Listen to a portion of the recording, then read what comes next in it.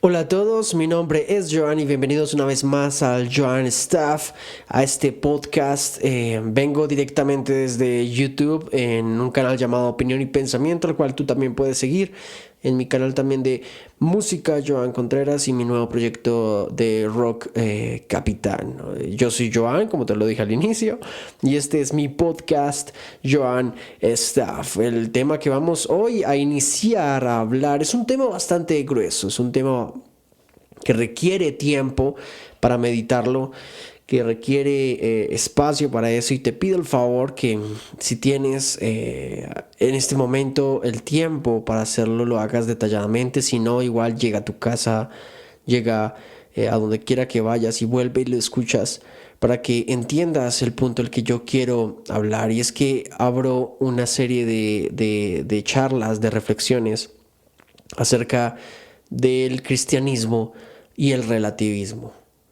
Bienvenidos, mis queridos amigos. Muy bien, ¿están listos? Venga.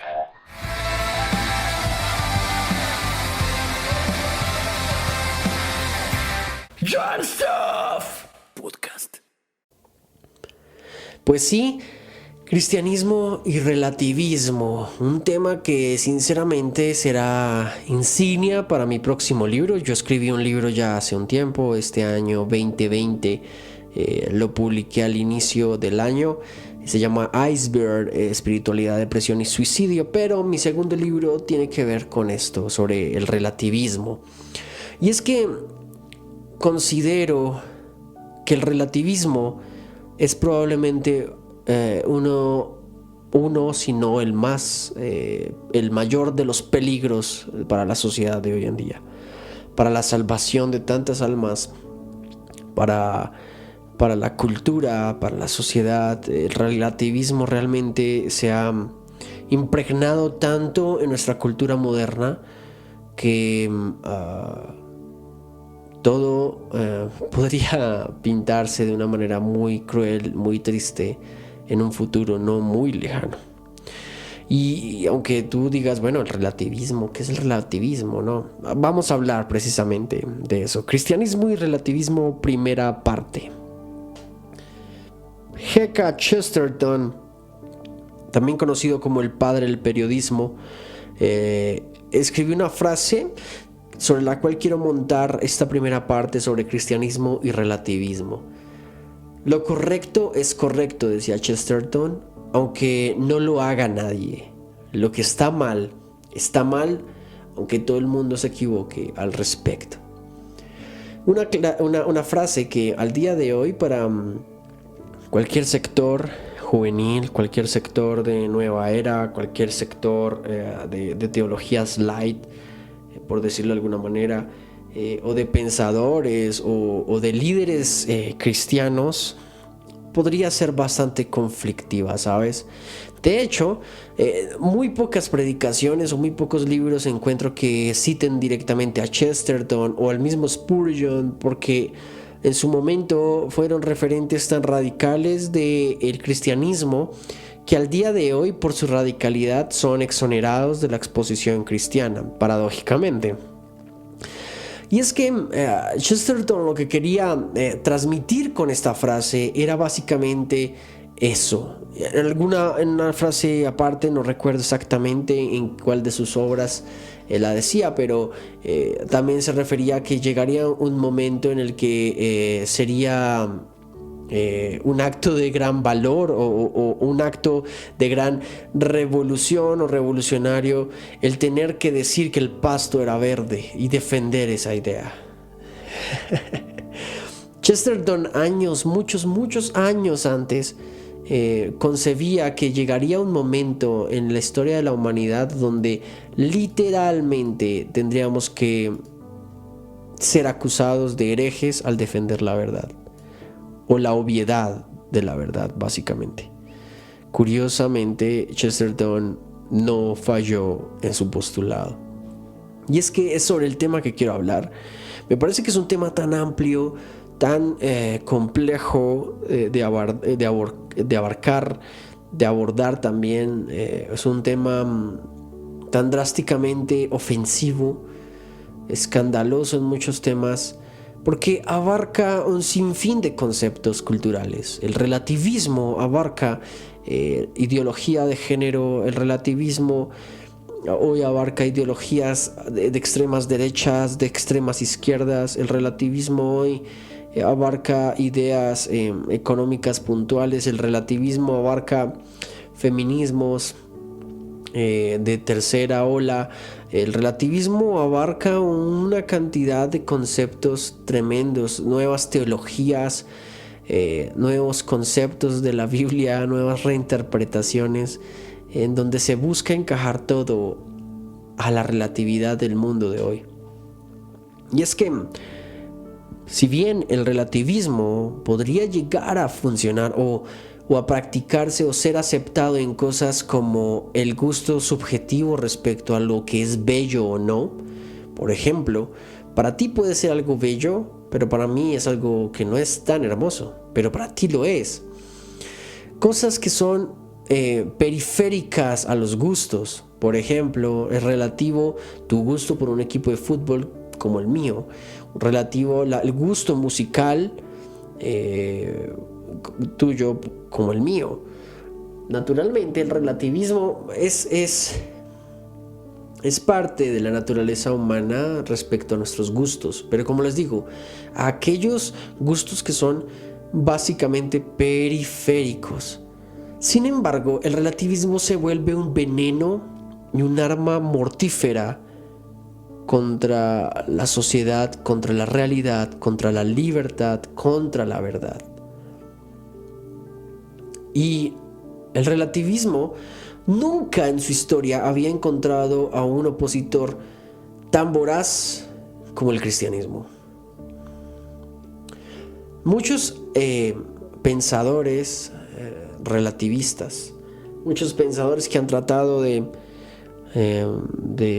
imponer, o más bien no imponer, más bien de enseñar una ética o una moral, por decirlo así, una conducta anti-objetiva, antinatural, han tratado literalmente de manifestarse en contra del cristianismo, porque el cristianismo en sí mismo es la cosmovisión que trata de darle la superioridad a la objetividad en el valor, la moral y la ética. Puede que esto sea un poco confuso para algunos, pero quiero que lo pienses de esta manera. Viene el relativismo a un mundo en el que se ha estado comiendo a las culturas desde puntos de vista ideológicos. El relativismo, cuando se mezcla con la ideología, se vuelve un arma mortífera, un veneno para la sociedad, y la gente no se da cuenta.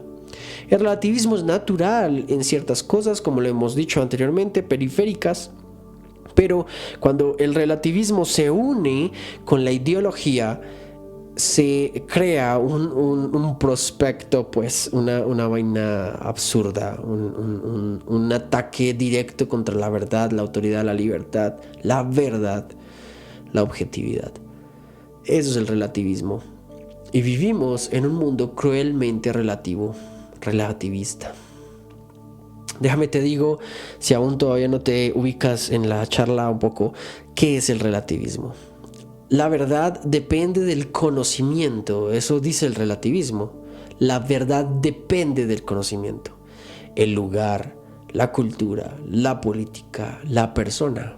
Básicamente cuestiones externas al contenido de la información, obviando la ciencia, la biología, la filosofía, la lógica. Todo esto, básicamente todo lo que durante años el conocimiento objetivo nos ha dado. El relativismo se ha metido en temas tan objetivamente aceptados, por ejemplo, en el mundo académico, como lo es la historia. La relatividad de la historia. Hay historiadores que yo pienso personalmente que locamente aseguran que un evento, aun por ser histórico, no puede ser objetivamente verdadero, aunque muchas y múltiples fuentes confirmen que el hecho es verdadero. El relativismo histórico, el relativismo literario ha hecho un daño en la cultura, en donde aún a pesar de que se demostrara científicamente una verdad, El relativismo te dice, oye, pero esto no debe ser así. Si la ciencia y la biología dicen una cosa desde la mayor base, vamos, ¿por qué debemos creerle?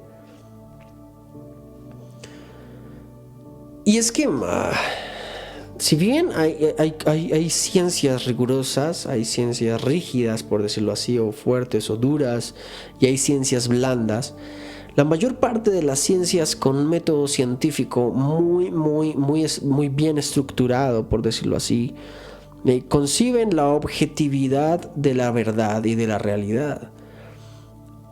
Sin embargo, muchas otras ciencias, como por ejemplo la ciencia filosófica, la ciencia como tal, la psicológica, pueden llegar a un punto en donde, independientemente de las verdades fundamentales comprobadas biológicas, científica, médicamente, lógicamente, por ejemplo, pueden abordar y llegar a meterse en campos en donde aún esa verdad sigue siendo subjetiva y sigue siendo relativa. Como les digo, y vuelvo y lo repito, hay cosas que relativamente podrían llegar a ser ciertas desde la periferia. Pero cuando el relativismo se junta con la ideología, da a luz a un monstruo bastante, ¿cómo decirlo? Un monstruo bastante feo. un arquetipo de monstruo muy maluco. Para los que leen cómics o les gustan los cómics, un tipo Doomsday. un némesis de Superman, por decirlo de esta manera. Es importante tener en cuenta que aún a pesar de las diferencias que tenemos con otras personas, el relativismo no puede ser un arma en donde la verdad varía subjetivamente, porque la verdad es verdad en sí misma y la verdad como tal se debe defender. La aplicación de la tolerancia, donde aunque no se esté de acuerdo con lo que tú dices, yo puedo defender tu derecho a decirlo. No estoy de acuerdo con la forma en que vives, pero nunca atacaré tu derecho a hacerlo. ¿De acuerdo? Eso es importante aclararlo. El cristianismo te enseña esto, la tolerancia a lo que dices, la tolerancia a cómo piensas, la tolerancia a cómo actúas y vives, pero nunca aceptar objetivamente que una verdad particular podría llegar a ser una verdad fundamental. Hoy en día el mundo, que es políticamente correcto, entre comillas, y en este mundo que vivimos, el entendimiento de esa tolerancia se convierte en que no me atrevo a estar en desacuerdo con los demás. No, son temas que no hay que hablar.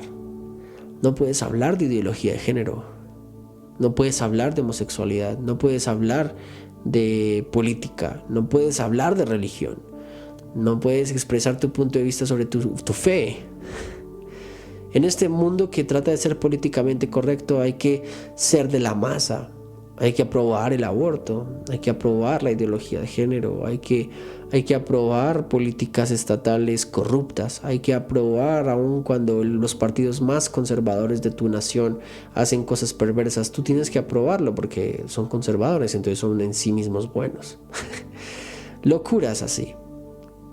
Y si no lo apruebas o si estás en contra de la izquierda, eres malvado, eres pésimo, eres un fanático, eres intolerante, eres homofóbico, eres xenófobo, eres retardado, eres retrasado, etc. No crean, yo por la forma en que pienso, me encanta y amo ser políticamente incorrecto. No es porque en sí mismo el ser políticamente incorrecto sea un estilo de vida para mí, sino que el cristianismo en verdad es el enemigo número 1 del relativismo. No hay forma de pensar en algo diferente a eso. No hay otra muralla que se haya interpuesto entre el relativismo y el impacto total que tiene la sociedad hoy en día, en la sociedad de hoy en día. Alguna vez me dijeron por defender este tipo de ideas: mira, Joan, ¿sabes qué? Eso me lo dicen mucho en YouTube, ¿saben? En los comentarios de los videos. Tú vive y deja vivir, no juzgues, ¿no? El relativismo cae en paradojas y constructos ilógicos en donde, oye, no juzgues, no tienes por qué juzgar, eres malo y te devuelvo tu propia premisa porque tú eres relativo. Oye, ¿qué te hace pensar a ti que yo no puedo juzgar? Eso en sí mismo no es un juicio. Y caemos en un sinsentido, no solo en un debate o en una conversación, sino en una forma de vida. La Biblia a mí me dice juzgar con todo juicio. Juzga con todo juicio. Y eso podríamos hablarlo en otro momento. Pero eso de tú vive y deja vivir es algo que no cabe en el cristianismo. Ahora, no estoy llamando a aquellos o dándole la razón a aquellos cristianos que son intensos, que son fanáticos, porque los hay. No le estoy dando la razón a ellos. Digo, la verdad se habla en la plaza, como en la calle, como en la iglesia y como en el altar o en la casa.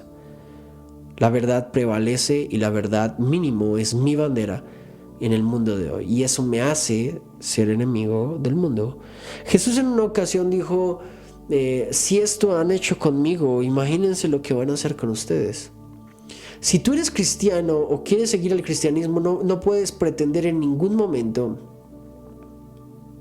que el mundo te va a tratar bien a ti cuando a tu maestro, si Jesús es tu maestro, lo trataron como lo trataron. Y eso te lleva a una reflexión profunda. A mí me lleva a una reflexión profunda. ¿Qué pasa cuando el mundo no nos trate como nos trató como trató al maestro, al capitán? ¿Qué va a suceder conmigo cuando el mundo me trate con aplausos por todo lado? Felicitaciones, euforia. ¿Qué va a pasar ese día? Bueno, yo realmente abriría mis ojos y diría, el relativismo me ha tocado mi vida y algo he hecho mal. Literalmente, algo hemos hecho mal. De alguna forma, hoy por hoy se entiende que el aceptar varias verdades, entre comillas, como las verdades en mayúscula, es parte de la evolución moral de la persona. Cuestión que no solo es peligrosa, sino que elimina cualquier regla general de actuar. Imagínate, hoy por hoy el mundo relativista, todo el movimiento de la relatividad nos obliga y nos está tratando de impulsar a una perspectiva en donde las verdades, o sea, tus verdades, tienen que ser la verdad en mayúscula. Creo que es Ben Shapiro que dice, no existe tal cuestión como tus verdades o mis verdades, existe la verdad y tu punto de vista. Muy fuerte, la verdad, esa frase, ¿no? Pero es que tiene mucho de lógica. Hoy por hoy el mundo relativista trata de imponer las microverdades en lo que es la verdad, sobrepasando lo que ya he hecho antes. Verdades biológicas, verdades médicas, verdades psicológicas, verdades culturales, verdades morales, verdades éticas. El relativismo es tan voraz, tan peligroso, tan violento, que trata de permear aún en la forma en que vemos a nuestros seres queridos. Eso es supremamente peligroso. Y es que uno de los ataques más fuertes del relativismo de hoy en día apunta directamente a la regla general de conducta. Si hay varias verdades, y si mi verdad es la verdad y tu verdad es la verdad, entonces finalmente, bueno, ¿cuál es la regla de conducta que debe haber entre nosotros? ¿Cuál es la línea que debemos caminar entre nosotros? Piénsalo de esa manera, mira, piénsalo de la siguiente forma.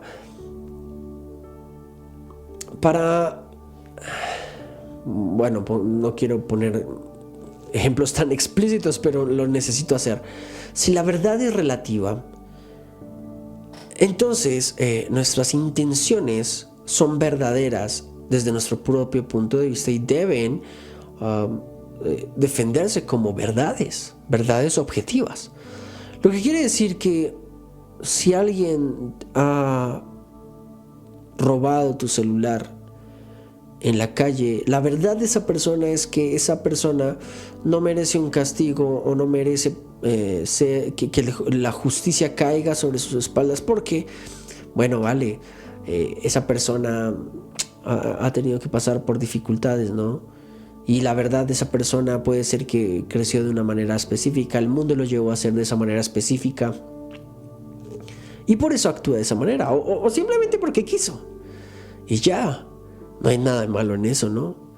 Si la verdad fuese relativa, yo te pregunto, ¿de dónde deducimos nosotros el sentido de justicia? ¿De dónde deducimos nosotros el sentido de la verdad?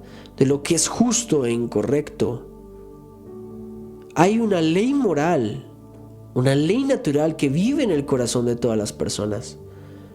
Es de allí donde nace la percepción y el constructo no cultural, sino el constructo empírico de cada persona, en donde se percibe aún sin haber conocido que algo es correcto y algo es incorrecto. Una ley natural en nosotros, una ley moral.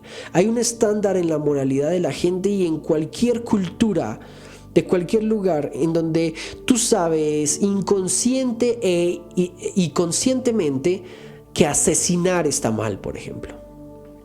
Deliberadamente tomar la vida de una persona está mal. En cualquier cultura, en cualquier sociedad, independientemente de su credo. Quitarle la vida a alguien está mal, es incorrecto. Robar quitarle a alguien lo que no es tuyo, que se llama robar, es incorrecto. Decir algo que no es cierto para salvaguardarte a ti, o sea, mentir, es incorrecto. Tratar de robar a la mujer de tu prójimo o caerle a la mujer de tu prójimo es incorrecto. ¿No te suena familiar? No necesitamos Biblia para saber que hay una ley moral objetiva que a todo ser humano le dice que está bien y que está mal y que está correcto y que es incorrecto. La ley moral es algo que funciona en todos los seres humanos, que sin que una persona haya leído la Biblia nunca puede aún así saber que está mal y que está bien, que es correcto y que es incorrecto. Déjame te cito ahora sí la palabra. Romanos capítulo 2, versículo 14 al 15, en la Nueva Versión Internacional dice: de hecho, cuando los gentiles, o bueno, para ti que no sabes qué son los gentiles, para los extranjeros, recuerda que Pablo le hablaba a aquellos que no eran judíos, y los judíos eran pues el pueblo de Dios, y los que no eran judíos eran gentiles. De hecho, cuando los extranjeros, los que no eran judíos, que no tienen la ley, cumplen por naturaleza lo que la ley exige, ellos son ley para sí mismos, aunque no tengan ley. Estos muestran que llevan escrito en el corazón lo que la ley exige, como lo atestigua su conciencia, pues sus propios pensamientos algunas veces los acusan y otras veces los excusan. Eso dice Pablo en la carta de los Romanos capítulo 2, versículo 14 y 15. Y es que es supremamente interesante. Es supremamente interesante porque hay una ley moral que vive en nosotros, en todo ser humano, sin leer la Biblia o sin necesidad de ser cristiano, porque la moralidad ha sido implantada para ser la regla más objetiva con la cual yo me debo conducir en el mundo, por la cual yo debo respetar a mis hermanos, por la cual yo debo respetar a mis vecinos, por la cual yo debo respetar a mis compatriotas. Esto es increíblemente importante. Si una persona nunca llega a entender algo tan importante como esto, muy probablemente, muy probablemente se va a consumir en el relativismo.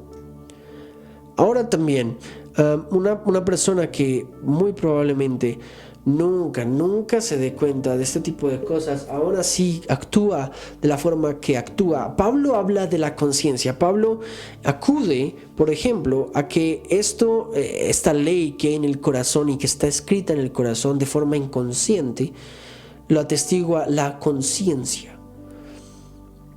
Esto es necesario recalcarlo. Y no interesa si alguien me llama loco, tonto, testarudo, xenófobo, homófobo, torpe, lo que tú quieras. La conciencia es el mecanismo que existe para, de una u otra forma, indicarnos que algo está bien o está mal sin que alguna vez lo hayamos aprendido.